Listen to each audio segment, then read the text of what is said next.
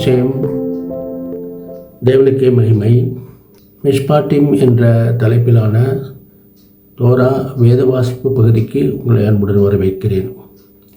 மிஷ்பாட்டிம், இதை கட்டளைகள் என்றும் பிரமாணங்கள் என்றும் மேலும் திருச்சட்டங்கள் என்றும் கூட சொல்லலாம். அதாவது இதற்கான ஒரு முன்னுரையை நான் சொல்ல விரும்புகிறேன். இந்த உலகத்தில் மனிதன் சிருஷ்டிக்கப்பட்ட போது அவனுக்கு மூளையிலே ஏற்பட்ட மாற்றங்கள் தான் இறையுணர்வு என்ற ஒன்றை ஏற்படுத்தியது என்று பரிணாம வளர்ச்சியின் விஞ்ஞானிகள் கூறுகின்றனர்.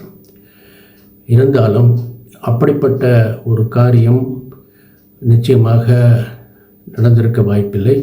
ஏனென்றால் தேவன் தாமே தனது ஜீவ சுவாசத்தை மனிதனுக்குள் ஊதி அவனை ஜீவாத்மா ஆக்கினார் என்று நாம் அறிகிறோம்.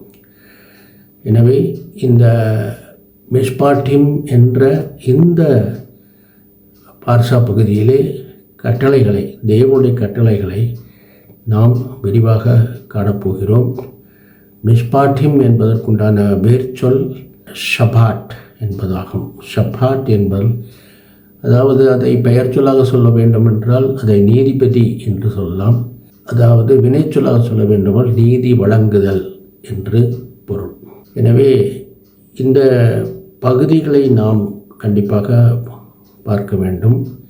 இந்த பகுதிகள் என்னவென்றால், தோராவின் வேதவாசிப்பு பகுதி யாத்ராகமம் 21:1 முதல் 24:18 முடிய, 2 ராஜாக்கள் 12ஆம் அதிகாரம் 1 முதல் 17 முடிய, சுவிசேஷ பகுதி மத்தேயு 17ஆம் அதிகாரம் 22 முதல் 27 முடிய. இதன் திறவுகோல் வசனங்களாகிய முதல் 2 வசனங்களை தற்போது வாசிக்க கேட்கலாம். யாத்ராகமம் 21:1-2 வசனங்கள். மேலும் நீ அவர்களுக்கு அறிவிக்க வேண்டிய பிரமாணங்கள் ஆவன. எபிரெயரில் ஒரு அடிமையை கொண்டாயானால் அவன் 6 வருஷம் சேவித்து 7ஆம் வருஷத்திலே ஒன்றும் கொடாமல் விடுதலை பெற்று போக கடவன். இதில் அடிமை என்ற வார்த்தை பயன்படுத்தப்பட்டுள்ளது. அதாவது அடிமை என்ற வார்த்தை எபிரேயத்தில் எவத் என்ற ஒரு வார்த்தையாகும். அதற்கு வேலைக்காரன் என்றுதான் பொருள். ஏனென்றால் அடிமைத்தனத்தின் வீடு என்று சொல்லும்போது கூட பெய்த் அவதீம் என்று சொல்கிறோம். அதாவது எபிரேய வாழ்க்கை முறை அடிமைத்தனத்தை எவ்வகையிலும் ஆதரிக்கவில்லை. அடிமைத்தனத்தை எப்பொழுதும் அடிப்படையாக கொண்டது அல்ல. வேலைக்காரர் என்பது தமிழில் அடிமை என்று மொழிபெயர்க்கப்பட்டுள்ளது. இதில் நிறைய காரியங்களை நாம் வாசிக்கிறோம். இதில் வேலைக்காரர்கள் எப்படி நடத்தப்பட வேண்டும், அவர்கள் பணத்துக்காக கொல்லப்பட்டால் அவர்களை 6 வருடம் வைத்திருந்து 7ஆவது வருடமான செபாட்டிக்கல் இயர் வரும்போது அவர்களை விடுவிக்க வேண்டும். மேலும் அவர்கள் போக மனதில்லாமல் இருந்தால் அவர்கள் காதிலே ஒரு கம்பியினால் குத்தி அவர்களை தங்களிடத்திலே வைத்துக் கொள்ளலாம். அவர்களுடைய திருமண உறவுகள் பற்றிய காரியங்களும் இதில் சொல்லப்பட்டுள்ளது. இந்த காரியங்களை நாம் பார்க்கும்போது நிறைய காரியங்களை நாம் கற்றுக்கொள்கிறோம். அதாவது அவர்களுடைய விவாக முறைகள், அவர்கள் ஒரு பெண்ணை விவாகம் செய்து கொண்டால் அவர்களுக்கு பிறக்கும் குழந்தைகள் எஜமானனை சேர்ந்ததாக இருக்க வேண்டும் என்றும், அவர்கள் விடுவிக்கப்படும் போது அந்த பிள்ளைகள் விடுவிக்கப்பட வேண்டும் என்பது அவசியமில்லை. இப்படியாக பல சட்டங்களை பார்க்கிறோம். மீண்டும் வாசிப்போம். யாத்ராகமம் 21:12-13 ஆகிய வசனங்கள். ஒரு மனிதனை சாகும்படி அடித்தவன் நிச்சயமாய் கொலை செய்யப்பட கடவன். ஒருவன் பதிவிருந்து கொள்ளாமல் தேவ செயலாய் தன் கைக்கு நேரிட்டவனை கொன்றால் அவன் ஓடிப்போய் சேர வேண்டிய ஸ்தலத்தை உனக்கு நியமிப்பேன். இதில் பார்ப்போம் என்றால் வன்முறை தடுப்பதற்கான சில சட்டங்கள் இடம்பெற்றுள்ளன. அதாவது வன்முறை எப்படி தவிர்க்கப்பட வேண்டும், அதாவது கொலைக்கு கொலைதான் தண்டனை என்று சொல்லப்பட்டுள்ளது. அதாவது இரத்தம் சிந்துதலாலேயே பழி வாங்கப்பட வேண்டும் என்பது இதில் குறிப்பிடப்பட்டுள்ளது. இன்னும் இதை தெளிவாக ஒவ்வொன்றாக வாசிக்கும் போது பல விதமான சட்டங்களை நாம் காண நேரிடுகிறது. முக்கியமாக இவற்றின் சாராம்சத்தை பார்க்க வேண்டும் என்றால் 21ஆம் அதிகாரம் 23, 24, 25 ஆகிய வசனங்கள். வேறே சேதம் உண்டானால் ஜீவனுக்கு ஜீவன், கண்ணுக்கு கண், பல்லுக்கு பல், கைக்கு கை, காலுக்கு கால், சூட்டுக்கு சூடு, காயத்துக்கு காயம், தழும்புக்கு தழும்பு பழி கொடுக்க வேண்டும். அதாவது இந்த வசனங்கள் குற்றவியல் சட்டங்களை அடிப்படையாக கொண்டது. ஆனால் இந்த குற்றவியல் சட்டங்கள் அப்படியே இப்போது நவீன காலத்தில் கையாளப்படுவதில்லை. இந்த குற்றவியல் சட்டங்கள் எல்லாம் நவீன காலத்தில் இந்த கால சூழ்நிலைகளுக்கு ஏற்ப மாற்றப்பட்டுள்ளது. அதாவது தேவன் தோராவிலிருந்து பார்க்க போனால் இந்த குற்றவியல் சட்டங்களை நீக்கி அதற்கு ஒரு மன்னிப்பு என்ற ஒரு ஆயுதத்தை ஏற்படுத்தி மனிதன் திருந்தி வாழ்வதற்குண்டான வழியை ஏற்படுத்தினார் என்று காண்கிறோம். இதற்கு இணையான ஒரு வசனம் உபாகமம் 17ஆம் அதிகாரம் 6ஆம் வசனத்திலும் காண்கிறோம். சாவுக்கு பாத்திரமானவன் 2-3 சாட்சிகளுடைய வாக்கினால் கொலை செய்யப்பட கடவன். ஒரே சாட்சியினுடைய வாக்கினால் அவன் கொலை செய்யப்படலாகாது. அடுத்தது மாடுகள். அதாவது மாடுகளை அந்த காலத்தில் சொத்துக்களாக கருதினார்கள். ஏனென்றால் அவர்கள் பெரும்பாலும் நாடோடி கூட்டமாக இருந்தார்கள். அவர்களுக்கு தேவையெல்லாம் ஒரு மாடு என்று இருந்தது. அந்த பசுமாட்டை வைத்துத்தான் அவர்கள் தனது வாழ்வாதாரத்தை சம்பாதித்தார்கள் என்று காண்கிறோம். இந்த மாடு என்னும் சொல் தமிழிலும் இடம்பெற்றுள்ளது. அதாவது கேடில் விழுச்செல்வம் கல்வி, மாடல்ல மற்றையவை என்று சொல்லும்போது மற்றவை செல்வம் அல்ல என்று சொல்லப்பட்டுள்ளது. தற்போது வாசிப்போம் 21ஆம் அதிகாரம் 28ஆம் வசனம். ஒரு மாடு ஒரு புருஷனையாவது ஒரு ஸ்திரீயையாவது முட்டினதினால் சாவுண்டானால் அந்த மாடு கல்லெறியப்பட வேண்டும். அதன் மாம்சம் புசிக்கப்படலாகாது. அப்பொழுது மாட்டின் எஜமான் ஆக்கினைக்கு நீங்களாய் இருப்பான். இப்பொழுது இந்த பசு மாடுகளை பராமரிப்பது தொடர்பான விதிமுறைகள் இங்கே காணப்படுகின்றன. இவற்றை தொடர்ந்து வாசிப்போம் என்றால் பல காரியங்களை நாம் கற்றுக்கொள்கிறோம். முட்டுகின்ற மாடு, அதாவது ஒரு மாடு முட்டுகின்ற மாடு என்று தெரிந்திருந்தும் கூட அதை கவனியாமல் அதை தன்னிச்சையாக விட்டுவிட்டு அதனால் சேதம் ஏற்பட்டால் அதற்கு சரியான வகையில் ஈடு செய்ய வேண்டும் என்றும் சொல்லப்பட்டுள்ளது. அதாவது இவற்றை பராமரிப்பதில் சில ஒழுங்குகளை நமது தோராவில் நியமிக்கப்பட்டுள்ளது என்றுதான் நாம் பார்க்க வேண்டும். அடுத்து பார்த்தோம் மாடு திருட்டு போனால் அதற்கு எப்படி ஈடு செய்ய வேண்டும் என்றும் இந்த வசனங்களில் குறிப்பிடப்பட்டுள்ளது. இப்பொழுது நாம் குழியை வெட்டுதல் தொடர்பான வசனங்களை வாசிப்போம். 21, 33, 34 வசனங்கள். ஒருவன் ஒரு குழியை திறந்து வைத்ததினாலாவது, ஒரு குழியை வெட்டி அதை மூடாதே போனதினாலாவது, அதிலே ஒரு மாடாவது ஒரு கழுதையாவது விழுந்தால் குழிக்கு உடையவன் அதற்கு ஈடாக பணத்தை மிருகத்தின் எஜமானுக்கு கொடுக்க கடவன். செத்ததோ அவனுடையதாக வேண்டும். மேலும் திருட்டுக்கு ஈடு செய்தல், அது ஒரு முக்கியமான காரியம். திருட்டுக்கு ஈடு செய்தல் தொடர்பான வசனத்தையும் வாசிப்போம்.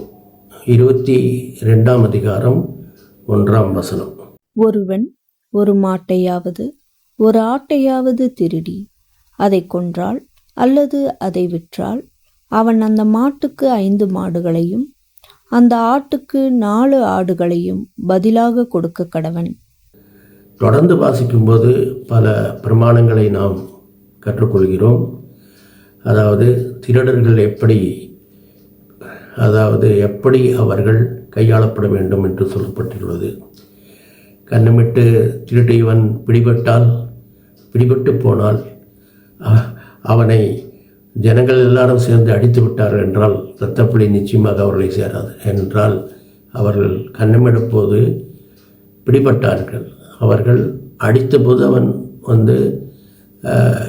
இறந்து விட்டான். இது தற்செயலாக நிகழ்ந்த ஒரு காரியம் என்று சொல்லலாம். அதாவது வயலில் மிருக ஜீவன்கள் இருக்கக்கூடிய அந்த வசனத்தையும் நாம் இப்பொழுது பார்ப்போம். 22ஆம் அதிகாரம் 5ஆம் வசனம். ஒருவன் பிறனுடைய வயலிலாவது திராட்சை தோட்டத்திலாவது தன் மிருக ஜீவனை மேயவிட்டால் அவன் தன் சுய வயலிலும் திராட்சை தோட்டத்திலும் உள்ள பலனில் உத்தமமானதை எடுத்து பதில் செலுத்த கடவன். சிலர் வயல்களில் மிருக ஜீவன்களை வேண்டுமென்றே மேய விடுவார்கள். ஏனென்றால் அவர்கள் மேயட்டும், நஷ்டம் அந்த வயலை உள்ளவனுக்கு தானே என்று நினைத்து தன்னுடைய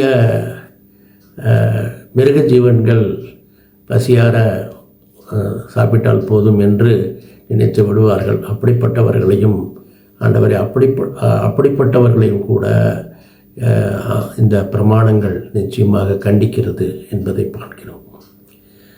இப்பொழுது வாசிப்போம். 22ஆம் அதிகாரம் 16ஆம் வசனம்.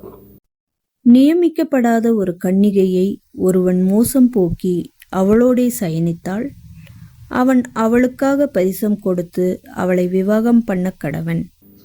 அதாவது அடகு வைத்தல். அதாவது அந்த காலத்திலே அவர்கள் பெடுவின் சமுதாயமாக இருந்தபடியால், நாடுபடி சமுதாயம் இருந்தபடியால் வறுமை எப்பொழுதும் நிலவியது. வறுமை அந்த காலத்திலிருந்தே எல்லா நாட்களிலும் எல்லா காலங்களிலும் வறுமை என்பது இருந்திருக்கிறது. அந்த நேரத்தில் ஏழை மக்களுக்கு தங்களுடைய பொருட்களை அடகு வைப்பது ஒரு பொருள் ஈட்டக்கூடிய ஒரு காரியமாக இருந்தது. வாழ்வாதாரங்களை அவ்வப்போது சந்திக்க நேர்ந்தது. வாழ்வாதாரங்கள் அவர்களுக்கு கிடைத்தது. அப்படிப்பட்ட வகையில் பார்க்கும்போது ஒரு போர்வையை அடகு வைத்தாள். அந்த போர்வையை கூட அந்த ராத்திரி நேரத்தில் அவனுக்கு கொடுத்து உதவ வேண்டும். அடகு வாங்கியவர் ராத்திரி நேரத்தில் அதை கொண்டு போய் கொடுத்து, ஏனென்றால் குளிரில் அவன் பாதிக்கப்படக்கூடாது என்பதற்காக. அதாவது திருச்சட்டங்கள் எப்படி உருவாக்கப்பட்டுள்ளது என்றால் மனிதாபிமானத்தின் அடிப்படையில் தான் உருவாக்கப்பட்டது என்று நாம் காண்கிறோம். இதற்கான வசனங்கள் 22ஆம் அதிகாரம் 26, 27 வசனங்கள். பிறனுடைய வஸ்திரத்தை ஈடாக வாங்கினால் பொழுது போகும் முன்னமே அதை அவனுக்கு திரும்ப கொடுத்து விடுவாயாக. அவன் போர்வை அதுதானே, அதுவே அவன் தன் உடம்பை மூடிக்கொள்ளுகிற வஸ்திரம். வேறு எதினாலே போர்த்து படுத்து கொள்ளுவான்? அவன் என்னை நோக்கி முறையிடும்போது நான் அவனுக்கு செவி கொடுப்பேன். நான் இரக்கமுள்ளவராய் இருக்கிறேன். அடுத்து நாம் பார்க்க இருப்பது நீதி வழங்குதல் தொடர்பான திருச்சட்டங்கள். நீதி வழங்குதல் என்பதிலே அபாண்டமான குற்றச்சாட்டை நிச்சயமாக ஏற்க மறுக்க வேண்டும். இப்பொழுது சில நீதிபதிகளுக்கு அவர்கள் சரியான நிதானிக்கும் தன்மை உள்ளவர்களாக இருந்தால் நிச்சயமாக ஒரு குற்றச்சாட்டு அபாண்டமானது என்று தெரிந்து கொள்ளலாம். அதாவது திரளான மக்கள் பேர்களை சமாதானம் செய்யும் வகையில் நீதியை நிச்சயமாக திருத்தக்கூடாது. ஆக்சுவலாக மெஜாரிட்டி பக்கம் சாயக்கூடாது என்பதாக சொல்லப்படுகிறது. நீதி வழங்கும் போது நீதி என்பதை மட்டுமே மையக்கருத்தாக வைத்துக்கொள்ள வேண்டும். ஜனங்களுடைய அபிப்பிராயம் என்பதை மையக்கருத்தாக வைக்க முடியாது. ஏனென்றால் அமெரிக்காவில் ஒரு முறை இருந்தது, ஜூரி முறை என்று. அதாவது ஒரு சிக்கலான வழக்குகள் வரும்போது அந்த ஜூரிகள் ஒரு 10 பேராவது குறைந்தபட்சம் இருப்பார்கள். அவர்கள் வழக்கின் நடைமுறைகளை கவனமாக கவனித்து வருவார்கள். கவனமாக கவனித்து வரும்போது நீதி வழங்கும் போது ஒரு குறிப்பிட்ட நீதி, அதாவது குற்றவாளிக்கு சாதகமாகவோ அல்லது பாதகமாகவோ 2 விதமான தீர்ப்புகள் அவர்கள் முன்பாக வைக்கப்படும். அந்த ஜூரிகள் முன்பாக வைக்கப்படும். அந்த ஜூரிகளில் யார் எந்த தீர்ப்புக்கு மெஜாரிட்டி ஆதரவு, அதாவது அதிகபட்ச ஆதரவு கிடைக்கிறதோ அந்த தீர்ப்பு ஏற்றுக்கொள்ளப்படும். அதாவது மிஸ்பாட்டிம் என்று சொன்னாலே தீர்ப்புகள் என்றுதான் அர்த்தம் ஆக்சுவலாக. இப்பொழுது வாசிக்க கேட்போம். 23ஆம் அதிகாரம் 1ஆம் வசனம். அபாண்டமான சொல்லை ஏற்றுக்கொள்ளாயாக, கொடுமையுள்ள சாட்சிக்காரனாய் இருக்க ஆகாதவனோடே களவாயாக. இதில் இன்னும் பலவிதமான காரியங்கள் சொல்லப்பட்டுள்ளது. பரிதானம் வாங்குவது தவிர்க்கப்பட வேண்டும். அதாவது பரிதானம் என்ற ஒரு காரியம் நீதித்துறையிலும் கூட வந்துவிட்டது என்று காண்கிறோம். இது இக்காலத்தின் கொடுமையாக இருக்கிறது. நீதிபதிகள் கூட அவ்வப்போது விலைக்கு வாங்கப்படுகிறார்கள். அது மிகவும் ஆபத்தான ஒரு விஷயம். இப்பொழுது செபாட்டிக்கல் இயர், அதாவது ஓய்வு வருடம், அதாவது நிலத்துக்கும் கூட நிச்சயமாக ஓய்வு கொடுக்க வேண்டும். ஏனென்றால் அதாவது வேளாண்மையில் உள்ள அறிவியலின்படி ஒரு தொடர்ந்து ஒரு நிலத்தை பயிரிட்டு அதிலிருந்து பலன்களை அனுபவித்து கொண்டே இருந்தால் அந்த நிலத்தில் உள்ள வளங்கள், அதாவது அந்த நிலத்தில் உள்ள வேதியியல் பண்புகள், அதாவது அந்த மண்வளம் குறைய வாய்ப்பு இருக்கிறது. அதனால் 6 வருடங்கள் கழித்து 7வது வருடம் அதை தரிசாக விட வேண்டும் என்று ஒரு நியதி இப்பொழுதும் கடைபிடிக்கப்பட்டு வருகிறது. அதற்கு முதலில் வித்திட்டது நமது வேதம் என்பது நாம் இங்கு காண முடிகிறது. ஏனென்றால் இப்பொழுது இன்னொரு விஷயத்தையும் நாம் கவனிக்க வேண்டும். இந்த செபாட்டிக்கல் இயர் மூலமாக அந்த வேளாண்மையில் நமக்கு கிடைக்கக்கூடிய அந்த ஒரு பலன்கள், அதாவது அப்படியே அந்த தரிசாக விடப்பட்டிருந்தால் அது அந்நியர்களையும் பரதேசிகளையும் போஷிக்கிறதுக்கு கூட அந்த விடுபட்ட சில, அதாவது ப்ராடக்ட்ஸ் அதென்று சொல்வார்களே, அந்த ப்ராடக்ட்ஸ் அவர்களுக்கும் பயன்படும் என்று நாம் பார்க்கிறோம். இப்பொழுது அதை பற்றி பார்க்கும்போது 23ஆம் அதிகாரம் 10 மற்றும் 11 வசனங்களை வாசிப்போம். 6 வருஷம் நீ உன் நிலத்தின் பயிரிட்டு அதன் பலனை சேர்த்துக்கொள். 7ஆம் வருஷத்தில் உன் ஜனத்தில் உள்ள எளியவர்கள் புசிக்கவும் மீதியானதை வெளியின் ஜந்துக்கள் தின்னவும் அந்த நிலம் சும்மா கிடக்க விட்டுவிடுவாயாக. உன் திராட்சை தோட்டத்தையும் உன் ஒலிவத்தோப்பையும் அப்படியே செய்வாயாக. இதே கருத்து லேவியராகமம் 19ஆம் அதிகாரம் 9 மற்றும் 10 வசனங்களில் கூட காணப்படுகிறது என்று காண்கிறோம். அதாவது என்ன செய்ய வேண்டும் என்றால், அறுவடை செய்யும் போது அந்த ஓரங்களை விட்டுவிட வேண்டும் என்று சொல்லப்பட்டிருக்கிறது. அதாவது விவசாயிகள் கூட அவர்களுக்கு ஏழைகளுக்கு உதவுவதற்கு அவர்களுக்கு ஒரு வாய்ப்பளிக்கப்படுகிறது. எப்படி என்றால், அந்த ஓரங்களில் இருக்கும் தானியங்களை அவர்கள் அறுவடை செய்யாமல் போனால் அவைகள் அந்நியருக்கும் பரதேசிகளுக்கும் பயனுள்ளவைகளாக அமையும். இப்படியாக ஒரு சட்டம், ஒரு பிரமாணம் நியமிக்கப்பட்டிருக்கிறது. அடுத்து இந்த பார்ச பகுதியில் நாம் பண்டிகைகளை ஆசரிக்கும் முறைகளை பார்க்கிறோம். பொதுவாக லேவியராகமம் 23ஆம் அதிகாரத்தில் கூட கர்த்தருடைய பண்டிகைகள் பற்றி விரிவாக சொல்லப்பட்டிருக்கிறது. அதையும் நாம் பார்ப்போம். இப்பொழுது யாத்ராகமம் 23, 14 மற்றும் 15 வசனங்களை வாசிக்க கேட்போம். வருஷத்தில் 3 தரம் எனக்கு பண்டிகை ஆசரிப்பாயாக. புளிப்பில்லா அப்ப பண்டிகையை கொண்டாடி நான் உனக்கு கட்டளையிட்டபடியே ஆபீப் மாதத்தின் குறித்த காலத்தில் 7 நாள் புளிப்பில்லா அப்பம் புசிப்பாயாக. அந்த மாதத்தில் எகிப்திலிருந்து புறப்பட்டாயே, என் சந்நிதியில் வெறுங்கையாய் வரவேண்டாம். லேவியராகமம் 23ஆம் அதிகாரத்தில் பார்க்க போனால் சபை கூடி பரிசுத்த நாட்களாக நீங்கள் கூற வேண்டிய, அதாவது ஆசரிக்க வேண்டிய கர்த்தருடைய பண்டிகைகள், அதனுடைய பட்டியல் காணப்படுகிறது. வாக்குத்தத்தம் பண்ணப்பட்ட தேசத்திற்கு கொண்டு போக சேர்க்க தீர்மானம் தேவனால் செய்யப்பட்டது. அதை நிரூபிக்கும் வரையில் ஒரு வசனத்தை வாசிப்போம். யாத்திராகமம் 23 மற்றும் 20ஆம் வசனம். வழியில் உன்னை காக்கிறதற்கும் நான் ஆயத்தம் பண்ணின ஸ்தானத்துக்கு உன்னை கொண்டு போய் சேர்க்கிறதற்கும் இதோ நான் ஒரு தூதனை உனக்கு முன்னே அனுப்புகிறேன். அவர்கள் பயணப்பட்டு வாக்குத்தத்தம் பண்ணப்பட்ட தேசத்துக்கு செல்லும்போது அவர்களுக்கு எதிராக பல புறவினத்தார், புறஜாதியார், புறதேசத்தார், ஏபியர், எபூசியர், பெர்சியர், இன்னும் கானானியர் போன்ற புறவினத்தார் அவர்களை எதிர்கொள்ளும் போது தேவன் அவர்களுக்கு பாதுகாப்பை நல்கினார் என்பதை நாம் பார்க்கிறோம். அதாவது வாசிப்போம். 23ஆம் அதிகாரம் 24, 25 வசனங்கள். நீ அவர்களுடைய தேவர்களை பணிந்து கொள்ளாமலும் சேவியாமலும் அவர்கள் செய்கைகளின்படி செய்யாமலும் அவர்களை நிர்மூலம் பண்ணி அவர்களுடைய சிலைகளை உடைத்து போடுவாயாக. உங்கள் தேவனாகிய கர்த்தரையே சேவிக்க கடவீர்கள். அவர் உன் அப்பத்தையும் உன் தண்ணீரையும் ஆசீர்வதிப்பார். வியாதியை உன்னிலிருந்து விலக்குவேன்.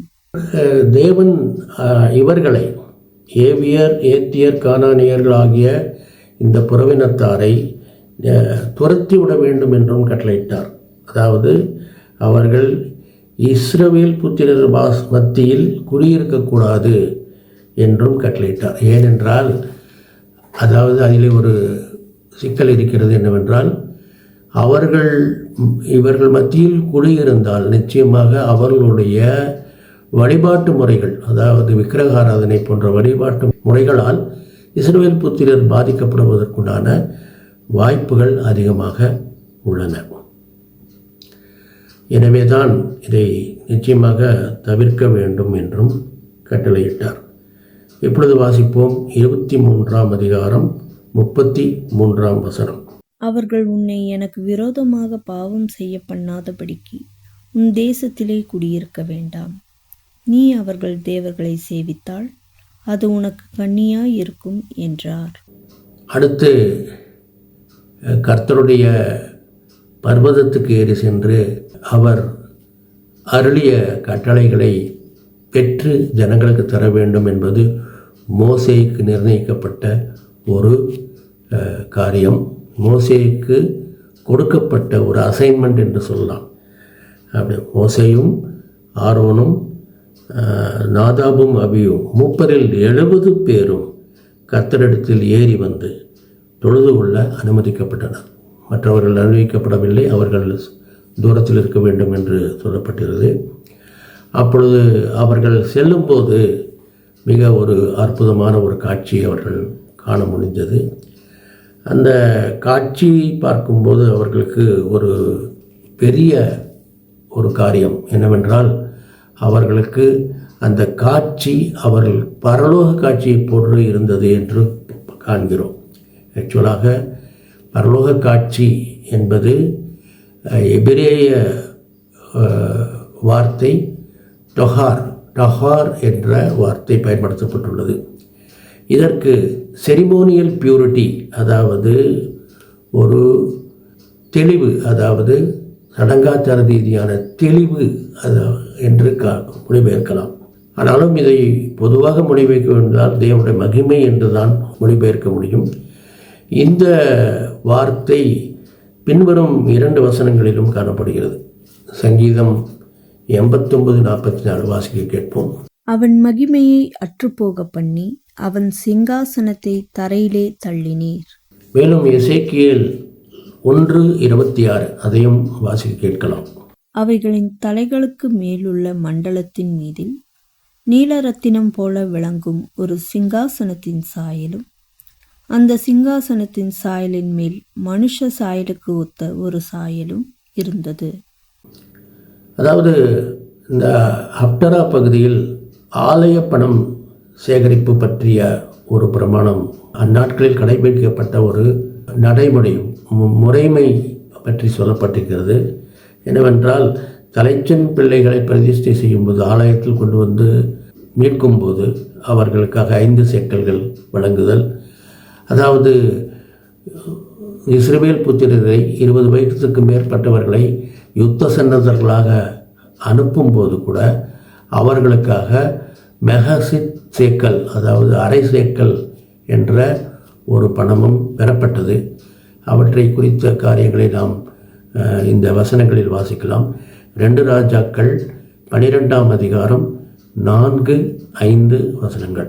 யோவாஸ் ஆசாரியரை நோக்கி, பிரதிஷ்டையாக்கப்பட்ட பொருள்களாகிய கர்த்தருடைய ஆலயத்துக்கு கொண்டு வரப்படுகிற எல்லா பணங்களையும், இலக்கத்திற்குட்படுகிறவர்களின் பணத்தையும், மீட்புக்காக மதிக்கப்படுகிற ஆட்களின் பணத்தையும் கர்த்தருடைய ஆலயத்துக்கு கொண்டு வரும்படி அவரவர் தம் தம் மனதிலே நியமித்திருக்கும் எல்லா பணத்தையும் ஆசாரியர்கள் அவரவர் தங்களுக்கு அறிமுகமானவர்கள் கையில் வாங்கி கொண்டு, ஆலயத்தில் எங்கெங்கே பழுது காண்கிறதோ அங்கேயெல்லாம் ஆலயத்தை பழுது பார்க்க வேண்டும் என்றான்.